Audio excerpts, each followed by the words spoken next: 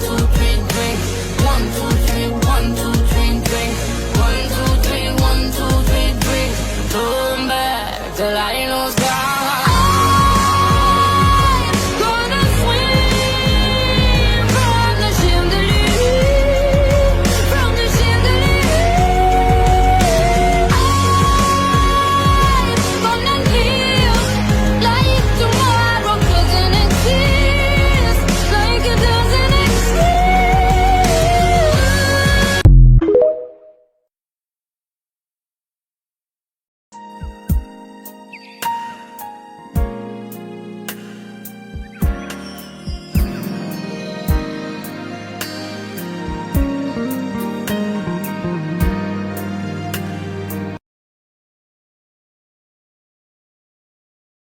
So we're going to go first to Sam, who's at Y2K headquarters in New York. Sam, you've had a long day, but sort of a foolproof day. Everything seems to have worked out about everywhere.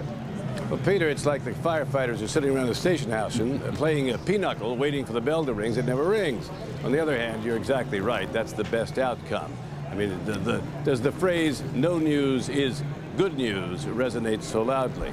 Every place that they've checked here at the Information Center in Washington, beginning with New Zealand, ending now with New York, Washington, the Eastern Seacoast, everything's fine. Russia might have been a problem. Russia is not a problem. China might have been, not China a problem. Italy, they said the Italians started late. They held their first meeting last September on Y2K. So watch out for Italy. Italy just fine. And that's the way it should have been. The federal government spent $8.5 billion. They estimate about $100 billion, Peter, spent by private industry in this country. So if people say, well, was this a hoax? Was this a hype? No, probably we're going to find out there was a real problem there, but they got it fixed. And this may be one of the great success stories of how, yes, indeed, people can fix a problem once they identify it. I remember, Sam, when we started reporting on this about a year and a half ago, and we assigned Jimmy Walker to it, who spent much of the day in New Zealand, and nobody thought we were hyping it then. Recently, they thought we were hyping them, but it may have been all the reporting through the year that made people much more conscientious about Y2K potential than they might otherwise have been. Well, I think that's right. I mean, it's not over yet. Everyone cautions that when business opens on Monday morning, we're probably going to find some businesses, hope they're not many, that have a problem. And you may have a problem with your billing. You may have a problem with some device. And this may go on for several months because the real experts, Peter, tell me that these chips and the degrading of the chips, if all the systems aren't working properly, can turn up, say, next June. But everybody here, beginning with John Koskinen, who is, of course, the Y2K czar, who brought in a cake a while ago. No champagne, cheap. Well, anyway, he brought in a cake. Everyone here is delighted and know that they've dodged a bullet. They are prepared, though, as I suggest, for people to now say, well, there wasn't a problem after all. But I think that's a little short-sighted.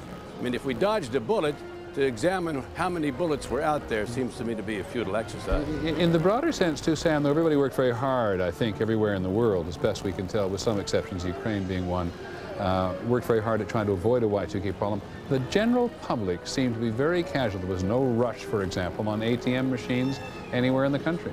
Absolutely. The reports here are that today, for instance, the one day you would expect if people had delayed and said, well, I've got to get gasoline, I've got to get food, I've got to lay in a water supply, didn't happen.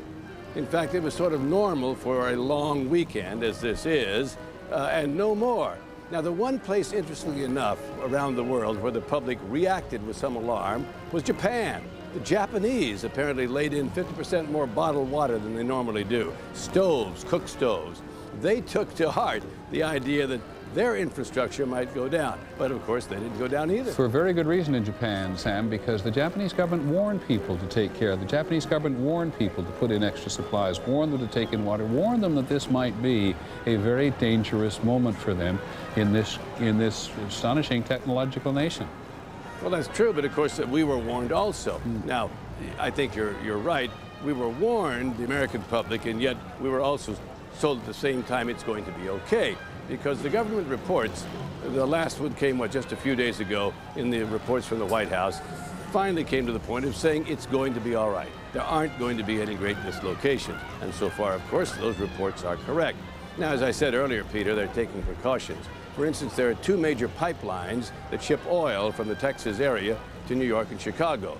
And they're shut down at this moment, one for 20 hours, one for 8 hours, while they check all of the systems that boost that oil. Now, there's not a shortage of oil, so don't be alarmed. You're not going to freeze tonight or tomorrow night or the next night. But those things, all the banks were required to back up all of the data. Your bank account has been backed up on a floppy someplace or its equivalent in case something went wrong there. Well, so Sam, the precautions were there, but apparently not necessary. Sam, thank you very much. You proved again today how well you know your story. Thank you very much. Hope you get some sleep. Sam Donaldson reporting to us from Y2K headquarters in Washington. Now, the one other question in terms of technology in this regard is whether or not there have been any troubles in flight. You heard us say earlier that the leadership of the Communist Party in China made its airline officials be in the air at midnight of their time to prove that the airlines there were safe. We're going to go to Herndon, Virginia again now, where ABC's Lisa Stark, who covers aviation for us, has been monitoring the FAA all day long. So, what's the story? The story is, Peter, that there is no story, and they're happy to report that. A big cheer went up here just after midnight, celebrating the new year, but more importantly, celebrating that all systems are go. No major problems to report, not only in the United States, but in fact, throughout the world. Sam had talked earlier about countries that got started late dealing with the Y2K problems. There were concerns about the air traffic control systems in those countries, but there have been no problems reported at airports with airlines or in any of those systems, and they're just hoping that good news holds throughout the next few days. And just to let you know, by the way, there are about 500 planes right now up in the air over the United States. Thanks very much, Lisa. Also, a very long day for you, Lisa Stark, who covers aviation for us in Herndon, Virginia. And by the way, tomorrow morning at 8 o'clock Eastern Time, Sam Donaldson's not going to get an awful lot of sleep. But for those of you around the country who have been doing other things today and have missed some of these extraordinary moments as we have traveled around the world, there's going to be a full review on ABC from 8 till 11 tomorrow morning Eastern Standard Time. Check your local listings, listen to the television set, whatever. But Sam will be back with the highlights of this quite extraordinary day in time. We'll be back in just a minute. This is ABC 2000, the celebration of the millennium.